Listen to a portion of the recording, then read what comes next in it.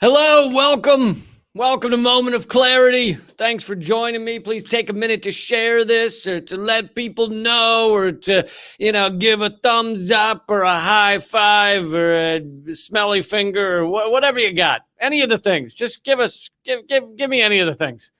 Thanks for joining me. Got a great guest here. We're going to be talking about a lot of shit, internet censorship, Section 230, MPP, what's going on there, maybe some facial recognition stuff. We'll get into a lot of things. Thanks for joining us, and please share it around. All right, let's get into it. This, you know him from all the places. It's Ron Placone. What's up, Lee? Good to see you, buddy. Did I get your intro right? Yeah, you nailed it. All the places. He loves them. Rob Placone. You're the best at places, really. I'm a fan. I'm a place enthusiast. So how you been, man? So you're every time I talk with each person every day, I have to go, so are you still monetized? As of right now, I am. I was demonetized earlier in the year because I had to make some changes over at my channel. So I had to just start all over again as far as monetization was concerned. So I did. Did they tell you that? They told you what you'd done wrong? No. It was just like a structural thing. I wasn't able to monetize anything. It would just randomly show up or not show up. So I just made some administrative changes and then just started it all over again and just reapplied. Like my channel was still my channel. Nothing changed there, but I just totally reapplied again. And as of right now, those problems that I was having are no longer problems anymore. It's no longer happening like that for me. I can just monetize like normal, and I have not been demonetized yet. But, in fairness, I haven't logged in about an hour. So who knows? Yeah, exactly. I mean, the way the algorithm works, it'll we kind of know that it'll add up, negative points. So you get negative points for having scary stuff in your title or, doing this or that. And although I'm not demonetized, my videos are not really shown to anybody. And I think it's because I get a bright red alarm bell because my name is in things. I think my name has been purged from the interwebs. So yeah, I'm a bad guy to know. I really am. So yeah.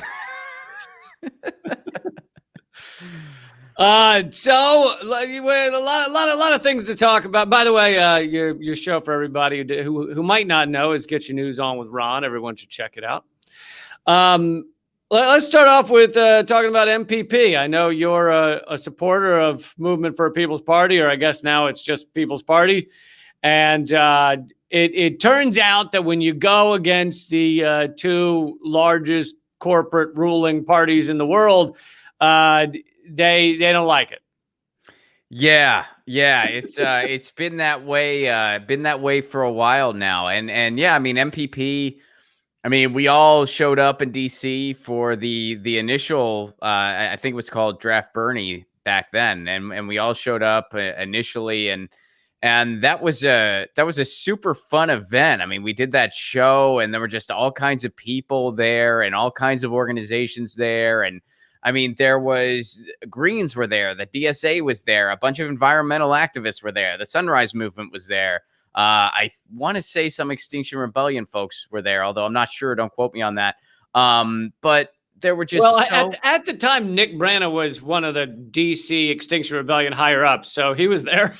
Okay, so there you go. All right, so yeah, there we go. And then a bunch of comedians and content creators were there, and it was just a really cool thing. And it was one of those times where you kind of looked around you and you're like, you know what? I feel like if we all got together, we could actually be a force to be reckoned with. If we could just, not bicker for about 5 seconds and we could really be a force to be reckoned with. And we made it 7 seconds. That was a big one. There was a solid 7 seconds. Also a great band, and we did make it. Yes. We got to reset soon and try not to bicker again. But we're trying. And yeah, man. I really feel, I don't know where you stand on this, but personally, electoral politics, I don't have very much confidence in. I think it's one of many tools for change, Yeah. and it's an often over amplified one too. But it is there, and it is a reality. And I think that, breaking up of the duopoly, it has to happen. That there is no other way. Yeah, I go on about that kind of to exhaustion. I support Movement for a People's Party. I often support the Green Party. Me too.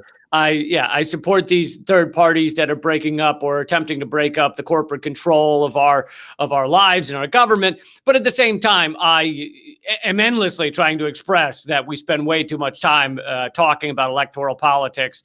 And the other day I did an angry rant about how, if we're spending all of our time talking about what this congressperson or that congressperson tweeted, then or said, or even at times the bills they put forward that are not going to get passed or whatever, then you've kind of already lost, because you've fallen for the show. You've fallen for it's like bickering about who's gonna win at the Shakespeare play. Who's gonna live at the end. It's so, I'm not saying never do that. I obviously will use people's tweets and things as an in to talk about a larger subject, but electoral politics is not where the large scale change is going to come nowadays.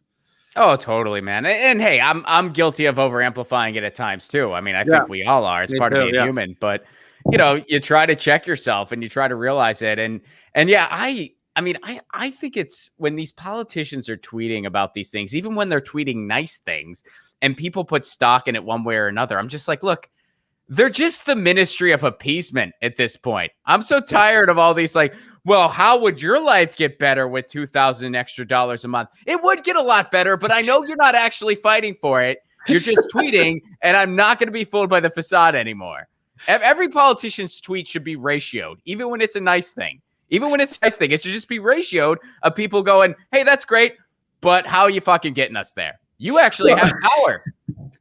Yeah, and I mean, if someone tweeting something that you agreed with meant that they were a good person, then at some point or another, just about everybody in Congress would be a good person. I mean, I think maybe even Ted Cruz has said something against internet censorship. Does that mean just because I agree with that, does that mean, oh yeah, Ted Cruz, he's got his head on straight? No, it's just he gets it. It's just bullshit. The CIA, well, whatever, 2 days ago tweeted that they love everybody on Valentine's Day. So you didn't believe him? I think, not so much. I mean, as they often profess their love as they have the ice pick at your throat. Everyone's got their kinks, and for the CIA, that's just. Did you see when Ted Cruz tweeted out that satirical article and said, "I wish this was satire"? Did you see that? No, was that recent? It was recent. Yeah, he tweeted out. It was from a satirical website, and he was like, "Well, I wish this was satire," and it's like. And people were just like, who wants to tell him? And I said, nobody. Don't tell him. No one tell him. I mean, at this point, whatever world he's living in it's not one that you can get him to realize where it is he lives. You're not going to get him to suddenly wake up. Holy shit. I've been doing what? What does it all mean? Although that beard, his Unabomber beard, does seem to have a bit of what does it all mean inherent in it. Yeah, well, and that crazy undershaved mullet thing he's got going on. I mean, sometimes you wonder, you're like, does he know, and is he just playing along? But he doesn't. But sometimes it's like they almost make you wonder. Well, after he killed all those people, you gotta understand it's tough to get things back on the straight and narrow after burying all those bodies. So, let's move on to how our government is actively working to censor us. So the Section 230 thing is interesting because it's had a complete reversal of who supports it and who is against it. And that's the section, correct me if I'm wrong, that's the section that basically stops these social media platforms from having liability for the stuff that's published on them. And at first, Trump wanted to remove that the fact that they weren't liable, because it was like a fuck you to them because they were screwing him over. So he tried to cram that in. And now the sides have reversed and the Democrats are trying to rewrite Section 230. Well, as far as I know, they're both against it. Like I don't know. I don't think Trump's against it. Yes, like he wants to get rid of Section 230. So does the Biden administration. And I mean, the reasons might on the surface be different, but the one thing they have in common is that neither of them really understand what it actually does. And you have there's a handful of elected officials actually on both sides of the aisle. I mean, Ed Markey is one, and there was actually this libertarian, and I forget who it was, but it was a libertarian, and it's obvious that they did something that's not very common in politics. They read the thing in question and said, messing with this is not the answer. And so, yeah, Section 230 is complicated because the way it gets reported in the corporate press is like, oh, it just gives the social media, it shields the social media companies, which is not entirely untrue, but it's also a very incomplete definition of what Section 230 really is. That'd be like saying free speech just shields the points of view I don't like. Well, no, free speech doesn't just do that. Free speech assures free speech for everybody, even points of view you don't like. Section 230 basically just assures free speech on the internet. It assures, it applies to all computer users. So you, me, comment sections on a news article, online classified ads, and social media companies too. And it makes sure that publishing platforms aren't held liable, and it refers to other accessibility things too. So messing with 230 would have a lot of unintended consequences. One of the ones that we saw recently, you look at all the demonetization going on. There's a thing out there that's I think Amy Klobuchar and a couple other Democrats are on board with this, called the Safe Tech Act. Now, what the Safe Tech Act does is it maintains 230 protections for social media companies unless a payment is involved. So if you're YouTube and you know that, well, what do? You just start demonetizing everything that might give you a headache in the future. You just start demonetizing everybody. So, hey, no payments involved. We can't possibly be held responsible for anything. And what is Facebook doing? Well, I was also just going to throw in here that this is what Panquake came out and said, that although it wouldn't impact them because they're centered technically in Iceland, any company in the U.S. that has a user pay to be a part of the platform, such as, I don't know, maybe even Rockfin Premium, but also many other platforms, they're then responsible for anything that's posted by a paying customer. But of course, the ones where you don't pay, Twitter, Facebook, YouTube, are the ones where their business model is to steal most of your data, and you are the product. You're not the customer. So basically, this would make it, very difficult to have these companies where you're not the product. That's another excellent point, and that's another factor that I think people overlook. I mean, it's easy. I mean, we all agree on the problem. Like we all agree that the social media companies, they're trying to have their cake and eat it too. They're behaving like publishers where they're censoring people, but they're saying, "Oh, hey, we're an open platform." We all understand those problems, and we're living through it in real time now. However, gutting Section 230, I mean, another unintended consequence aside from the ones we just mentioned, it pretty much would solidify the power of like a Facebook and a Twitter and a Google. Like it would prevent a future Facebook or Twitter, because guess what? Facebook, Twitter, YouTube, they can handle a lawsuit or two or anything like that. They'll be fine. You know who might not be able to? A new platform, the Rockfins of the world, the Panquakes of the world. So, right. Yeah, I mean, I think the solution is, and this is a tall glass of water, but I don't think we can settle for anything less. I think it's time we do what other countries have experimented with and are already working on, and have a real digital bill of rights. And that digital bill of rights needs to include policies that address some of the issues we're facing, that addresses how these social media platforms are expected to behave for the good of exchange of information and ideas. I think they should be required to follow the free speech laws that we have in the United States. And then, it also addresses other things like broadband requirements. What's the minimum required? Kids need broadband for school now, and Comcast gets to decide whether or not our kids learn. That's freaking bullshit. And it needs to address net neutrality. So I think it's time for a proper digital Bill of Rights. And I think anything less, it just isn't enough, or it's going to take us backwards. Yeah, I absolutely agree with you. Unfortunately, I think we're still in this world where our Congress never passes anything that doesn't align with corporate America. So the question is, could you get a digital Bill of Rights that does not align with the wishes of corporate America? Yeah, right. Which would be the goal. Not just that, but it's like so many people. I mean, when that what was her name, Taylor Marjorie Greene, when she was saying all this stuff about Jewish space lasers or whatever it was. I mean, I was looking at that. And I'm just By the way, just want to let you know, I have 3 and they are awesome. You gotta send me one, man.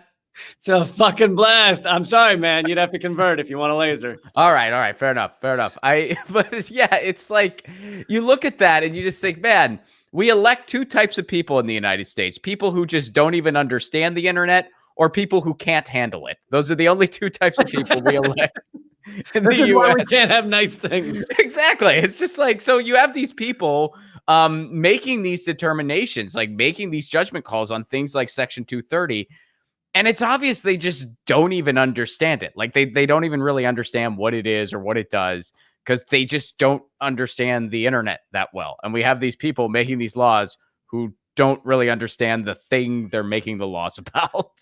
Well, and this is another, I mean, that gets to another point that I have been trying to make, but it doesn't seem like anyone wants to really talk about it, which is besides the fact that Congress is largely bought out by corporations, our society has kind of like lapped Congress's ability to deal with it, or to represent the changes that need to be had in order to, set things up, set our systems up appropriately. And so you have our military operating in a way that's basically completely without congressional oversight. I mean, $1 trillion budget and nobody really knows where it's going. And then you have auditors go in for the first time, and since it was required in the 90s, and they just come up and say, we failed our audit. So really, no one knows what the fucking military is doing if you really take a look at it. And on top of that, like, with AI and our technology and various algorithms and the way people's data is used online now, Congress isn't dealing with any of it because Congress doesn't understand most of it. They don't understand the importance of most of it. And so even if they try, they're told what to believe by their Amazon rep or their Silicon Valley rep, who will tell them, well, here's what you should believe about these things. And so we're quickly getting to the point that Congress is just like this old fucking paperweight sitting on the desk that you don't really use, but you leave it there and you glance over and you go, remember when that was something we used? I mean, and the paperweight is also stopping the rest of society from seeing what's really going on. Yeah. But it's like asking your, great grandfather if he can set up your web business. Yeah. Oh, it really is. Well, and that's the thing too. It's like none of these issues are like super, super hard. Like you don't need to be a law expert or a tech expert to have a basic grasp on, okay, this is what this policy is. This is what it does. This is what we should do to meet the moment. Like all you need to do is, again, take a few minutes to actually read the damn thing. And, ask the right people. There's all kinds of amazing digital rights groups in this country. The Center for Media Justice, Fight for the Future, Free Press, the Demand Progress. There's a big list of them who specialize in these issues and do a heck of a job. But they don't have Congress's ear. They don't have the Senate's ear. The corporations have their ear. Right.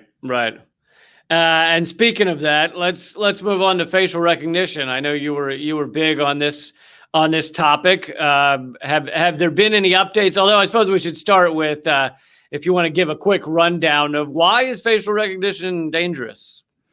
Well, it's dangerous because, first of all, the technology is misused constantly by law enforcement. I mean, they've done some studies where they found out like most of the time the police just use it to try to find information on like an ex lover or something. Right.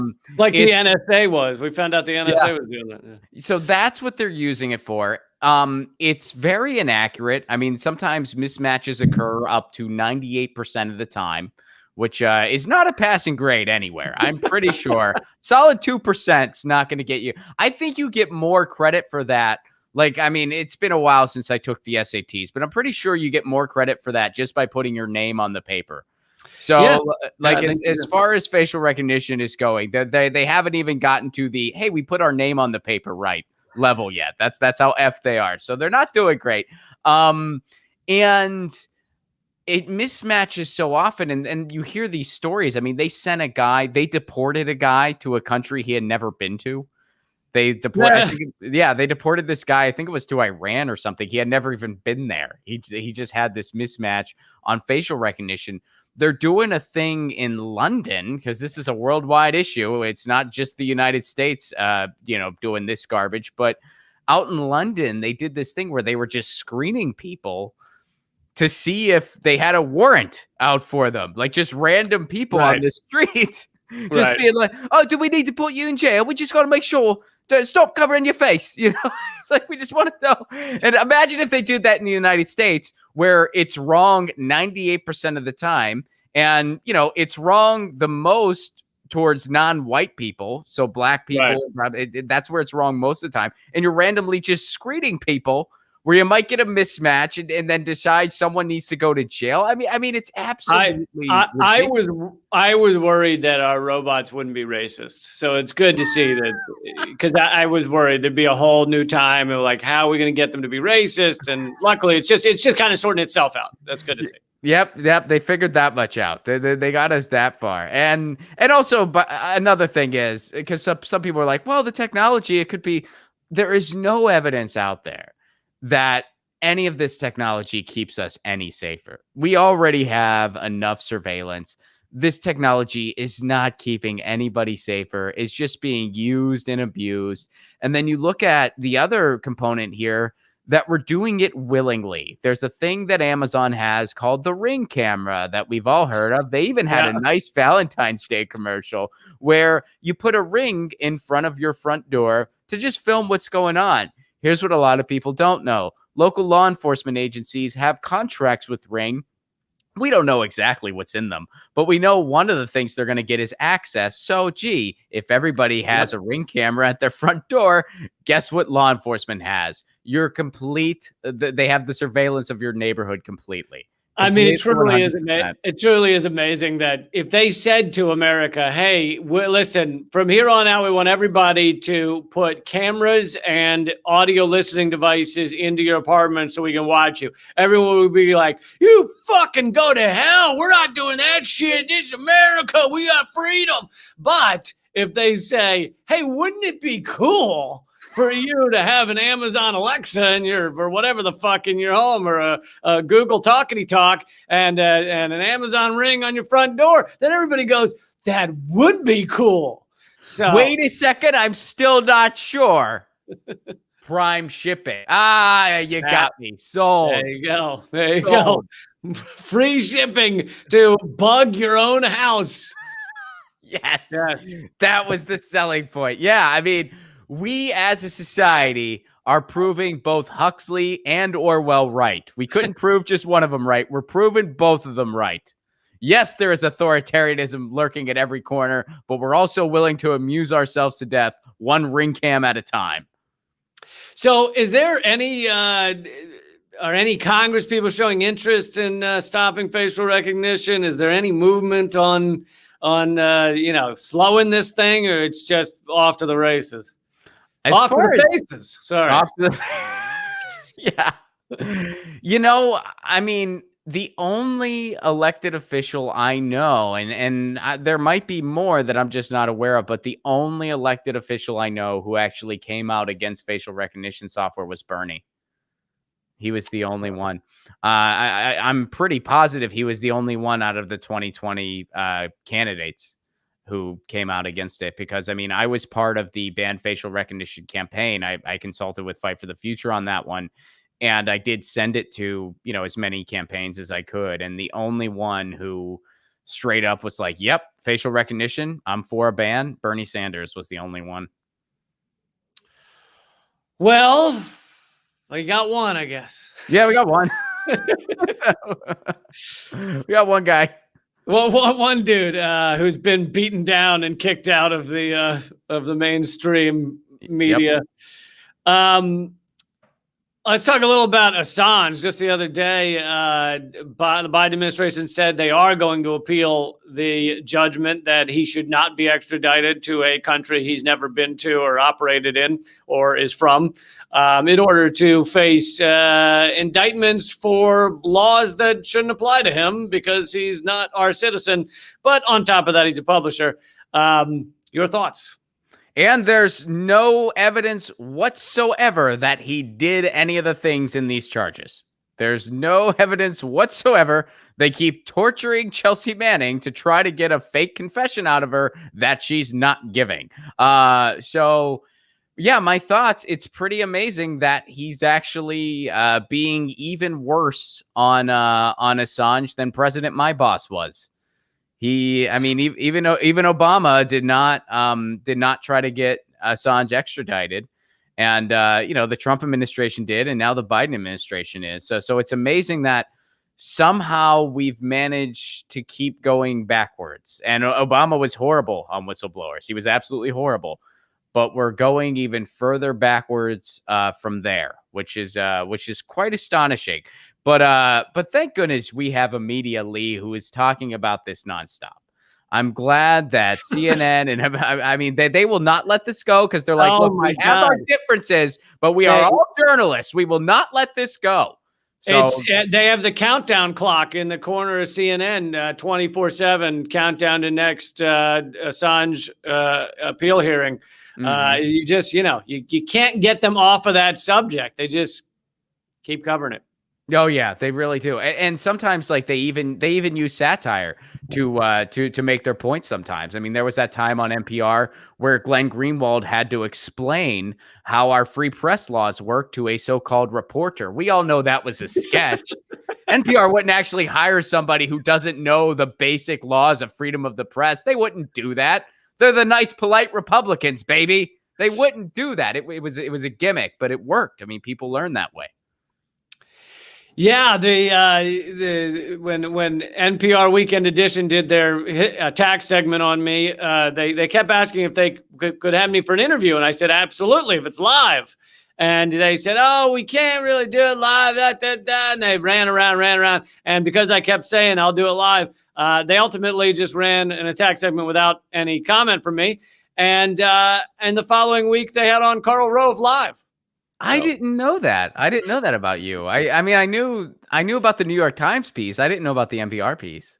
Oh yeah, they were within, I'd say, 6 months of each other. It was like it was a little bit as if it was coordinated. Now is the time to make sure that if anyone Googles Lee Camp, the first two legitimate results are complete and blatant propaganda lie pieces by NPR and New York Times. That's funny. They're like, we can't have you on live. You might bring up a law we don't understand. So we're gonna you might call us out on our garbage propaganda, but the following week we can have Karl Rove on live because we're not worried about what he'll say. Yeah, totally. He wouldn't understand any of that stuff, so we're fine with him. All right, man. Well, I don't want to use up your whole evening. Any other stories you're working on? You're hitting on? I mean, those are the big things. I mean, I really want to, municipal broadband is a big part of kind of the mission on my show. We talk about it a lot, and I kind of want to kind of dovetail it into a broader thing, which is a digital bill of rights. I don't know how to go about making something like that a reality, but I think I'd like to start. We're talking about how we support third-party efforts and we support different groups, and I am that way too. If you want to change the status quo, awesome. So, I would love it if a bunch of different third parties, if, the Greens, the People's Party, the Party for Socialism and Liberation, the SA, if we could all come together and try to get like a digital Bill of Rights. I think that'd be a hell of a start. And I guess on the personal end, I can go ahead and plug. I have a show at Flappers Comedy Club coming up on February 26th. I'll be headlining, and then Lauren Ashcraft is going to be on that show as well from New York. It's the one cool thing about virtual comedy shows. You can do shows with all your buddies, no matter where they live. But you can get tickets to that at my website. It's just ronplacone.com. It's on Zoom, February 26th. So is this one of the ones where you're in the venue, even though the audience is on Zoom, or? This is not. This is just totally on Zoom. It's just they manage the Zoom. The club manages the Zoom, and like you get like the club ambiance and the club music and stuff. I have done one of those. I did a live stream from the venue itself, which was that was weird, dude. It was fun. Well, they were trying to get some club was trying to get me to do that, and I considered it at LA club, I think. But they weren't saying it had to be there. They were saying you could do it in a venue in DC. But then I watched, some of the previous ones, and it looks like a guy playing to an empty club because no one wanted to show up. Even if he could have 1,000 people paying customers online, but he's playing to an empty club. It's a little different. I mean, I did it like the way it was is like you did have like the staff and stuff kind of spaced out. So you had about 8 people, all who had been tested, and you had about 8 people in a 200-seat room with like the doors open, everybody's masked up. And pre-pandemic, man, did I play some of those shows. Right, me too. Well, that's why, that was part of the reason I was like, well, I guess I've been there anyway. So, and I kind of had fun with it. I was just like, you know what? This just shows how this pandemic has been from a live performing standpoint. I have been looking forward to this show for months. And what is this show? A show to an empty room where I knew it was going to be an empty room. It wasn't even like, oh, shit, there must be a Dodgers game. Like, no, I knew the room was going to be empty. And I still have been looking forward to this for 6 weeks. I know the work that's ahead for me. And I still, just to physically be on a stage and look out and see other people with heartbeats and pulses, I'm just ecstatic. So I am really looking forward to live stand-up coming back. I know you are too. But in the meantime, these Zoom shows are the best we got, and they are still a lot of fun, even though it's not quite the same. And I hope everyone can make it on February 26th. You can go to ronplacone.com for tickets. Cool, man. Thanks a lot. Keep doing what you're doing, and I'd love to have you on again soon. Cheers, buddy. Talk to you soon. Peace. All right, everybody. That was Ron Placone. I hope you enjoyed him. If you're new to his stuff, I hope you'll check out his stuff. Good friend of mine, and talking about important subjects, obviously municipal broadband. I meant to ask him, I believe there's one city that maybe in Tennessee that has done a great job with municipal broadband. And there's other cities that are at least toying with it. I don't know how serious they are, but it kind of puts the control of our internet back into the people's hands, rather than corporate entities basically owning our digital lives. They'd still own a lot of it. Don't worry. We'd still be fucked in a variety of other ways, but at least we'd have that. I did want to talk about one more subject before I wrap this up. An article in Popular Resistance and Consortium News about how awesome Joe Biden has been on LGBT issues. Let's see. Okay, here we are. Oh, well. So this is not the one for Popular Resistance. Never mind. But this is the article I wanted to show you. But this is from Liberation News. So the Biden administration has been talking about LGBTQ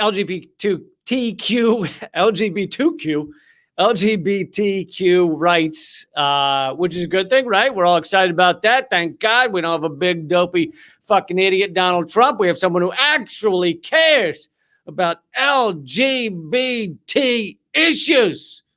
And also the Q, but not the Anon, just the Q.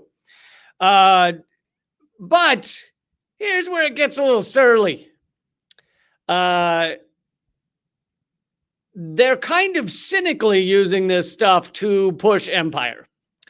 So the Biden administration official said there will be no ambiguity. They told the media, this is not the word of one envoy or cabinet secretary. Biden wants this to be seen as the policy of the United States government. This administration prioritizes LGBTQ rights as human rights. We are lucky to have close allies in Europe who are forward-leaning. This is still the quote, forward-leaning and in the right place when it comes to these issues, whether in Chechnya or in Russia. Not only will we not sweep LGBTQ rights under the rug, it will be part of how we view the wider campaign for civil society and human rights in Russia, the official said, adding that the U.S. would support LGBTQ rights in Russia in word and in deed.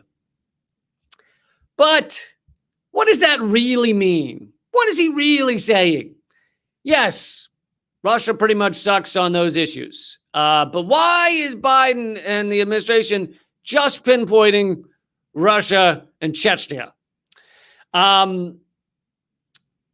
So this article continues on. In other words, he is ready to shrewdly incorporate LGBTQ rights into an already existing policy of antagonizing Russia as well as other states such as Iran. This approach isn't new. Presidents Obama and Trump both made similar claims about their foreign policy, each time with the goal of shoring up support for U.S. attacks on other nations. So the Biden administration, as did Obama and as did some Trump officials, although I don't recall Trump ever saying he gave a shit about LGBTQ rights, but who knows? But they're using these issues as a justification to attack countries, whether economically or otherwise, which of course results in death. I mean, that's not really arguable. Our economic wars and our hot wars result in deaths. The economic wars perhaps even result in more deaths in many times, in many cases. So that means they're using LGBTQ rights and issues to murder people. If you really want to shrink it down to words we all understand. So to continue to read from this article in Liberation News, Biden's claim is audacious. Not only do LGBTQ people continue to lack basic protections in the United States, but many of the closest U.S. allies have ramped up their persecution of LGBTQ people in recent years. Who are these forward-leaning, quote-unquote, allies in Europe who Biden claims will rush to defend the rights of LGBTQ Russians and Chechens? Is it Poland, a NATO ally, where 1/3 of municipalities have declared themselves, quote, zones free of LGBT ideology, unquote? Or Hungary, where attacks on even the most basic civil rights for transgender people have forced them to flee the country, and where the police ignore fascists as they attack pride parades with stones and chant, quote, queers in the Danube, Jews after them, question mark, unquote. Even in the U.S.'s closest ally, the United Kingdom, the rights of trans people are under increasing attack, and the country's equalities minister is openly hostile to trans rights. The anti-LGBTQ laws in dozens of countries can also be traced to the British colonization, which exported its bigotry around the globe and imposed its law codes on oppressed nations. So what we see here is that, yes, the countries he's calling out, Biden and his administration are calling out, absolutely need to fucking get their shit together on how they treat LGBTQ people, but, you know, human rights in general.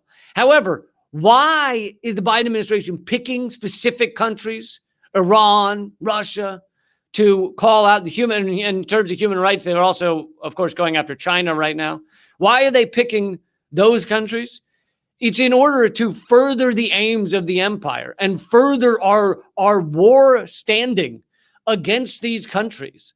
Our Cold War, or sometimes, you know, hot war, if you consider the fact that Trump assassinated Iran's top general, they're using the rights of the LGBTQ community as a guise, as a front, as a fucking laundering mechanism for murder. I mean, could there be anything more cynical than that? Holy fucking shit. You know, it's like me it's like me if I was, just a horrible, let's say I was an animal abuser. I was just beating the fuck out of puppies all day long. I had I collected a bunch of puppies. I had like 42 puppies in my house, and I was just beating them and making them serve me coffee and all kinds of, without paying them and all kinds of shit. So I'm a horrible animal abuser. And then I go over to my neighbor's house and I say, I don't think you're treating your cat right. And then I kill him. Now, it might not change the fact that he didn't treat his cat right, but you can get how that might be cynical and hypocritical and horrible, right? How that doesn't make it okay to kill him. So as our Biden administration, as our president runs around saying, oh, this country and that country are bad on LGBTQ rights, and we will not stand for it. Meanwhile, we will apparently stand for that shit in our own country. We will apparently stand for it in Britain. We will apparently stand for it in NATO ally Poland. We will apparently stand for it in Ukraine, where we have a neo-Nazi. We installed a neo-Nazi aligned government. So we're fine with it on so many levels, as long as it's an ally of ours, as long as they're buying weapons from us in order to kill their enemies, as long as they're oppressing the right people and they work with us on other things. Saudi Arabia, another example. People are executed for being, homosexual. This doesn't mean that Iran treats them well. It means, which countries does the U.S. pinpoint as having issues on this front? We pinpoint only the ones that we had existing, track record of hating and trying to destroy. Those are the ones that we say, look at how they're treating gay people. We need to run over there and blow up a lot of their citizens to teach them to treat gay people better. Yeah, is that going to do it? You think that's going to do it? You think using our economic war on Iran, which who does economic war harm the most? Those who will have the most difficult time defending themselves. Those who are the weakest, are the poorest, are the youngest, are the oldest. Those are the people who struggle during economic war. And so we kill babies and elderly against Iran in order to what? Prove that they should treat their LGBT community better? No, it's bullshit. It's manufacturing consent for war. So don't confuse your desire to help LGBTQ people around the world. Don't let that confuse you into agreeing with our wars, economic and otherwise. Don't let them fucking manufacture your consent with this garbage. And with China, of course, it goes with the right now they're saying, oh, Chinese human rights issues and everything. It's like, well, I'm sure China has some human rights issues, but the shit they're saying about 1 million Uyghurs in concentration camps, utter bullshit, utter propaganda. Go ahead, read up. Go over to the Gray Zone, read up on where they get these reports. It's absolutely not true. And we use that and we point to it and we say, they have human rights issues, so it's time to kill their people. I mean, don't buy into this shit. And this is sold to you by NPR and the New York Times. It's sold to you by CNN and MSNBC. It's sold to you by Fox News and ABC and CBS. It's sold to you so that you will fall for this garbage, so that you will fall for their lies in order to agree with their wars, their economic wars, their hot wars. They're dropping missiles on people's heads. They're cutting off medical supplies to people. Just the other day, New York Times did a puff piece about Juan Guaido, the U.S. puppet that declared himself president of Venezuela without receiving a single fucking vote for president of Venezuela. Just the other day, the New York Times is not done doing puff pieces about this garbage human being. Just the other day, they did one. While our economic war against Venezuela has killed upwards of 40,000 people, according to the last report. That's what our economic war does. Literally, people die. And yet we act like, oh, it's just sanctions. It's just telling the bad people not to be bad by cutting off their bank accounts. That's all it is. No, that's not all it is. And anyone who tells you that either doesn't understand the issue or is intentionally lying to you. They want you to be confused. They want you to think that all these other countries are villains. And that we should be unified. Those of us in the bottom 90% of this country should be unified with other workers in other countries. We have been the victims of a class war for generations now, but it's been perpetrated against us. It's been by the ruling elite. And the moment the average people in all of these countries decide to come together and turn against the egregiously rich, the disgustingly wealthy, the repulsively fucking greedy, the moment they do, the moment we do, it'll be game over for this fucking clusterfuck we call capitalism. It'll be game over for a system that exploits so many and profits off of so many and abuses so many and extracts the wealth and the lives out of your average citizens. Make no mistake, our system extracts the average person's life because most people are not doing what they want with their life. Most people are not doing the jobs, the work that they feel is fulfilling. Most people feel they either have bullshit jobs or they have important jobs that they fucking don't want to be at. That is most people. That's probably over 80% of people. Meaning 80% of people, at least, are having their lives extracted. And then probably the last 20%, a lot of them still aren't doing what they really wanted to do with their life. Yes, they've convinced themselves they enjoy their job, but is that really where their dream was?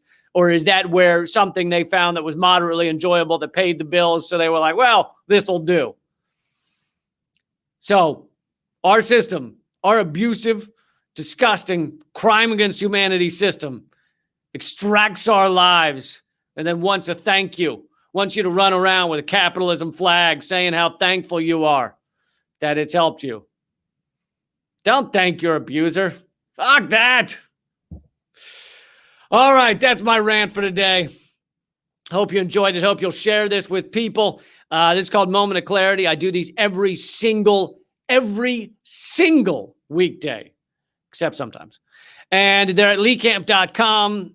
So if you don't get the alert about how I'm doing these, and I'm having a lot of guests on recently, Abby Martin, Judah Friedlander, Nick Branna, they've all been here. They've all been on the show in the past week. So that's at leecamp.com, also rockfin.com/leecamp, and youtube.com/moment of clarity, which is still monetized for the time being. And I donate almost all of the donations that come in. But that wouldn't stop them from demonetizing me and making it impossible for me to donate all of those funds. But anyway, thanks for joining me. Hope you'll do it again soon and share this and let people know. By the way, we have a new episode of Redacted tonight. That just came out. That's at leecamp.com.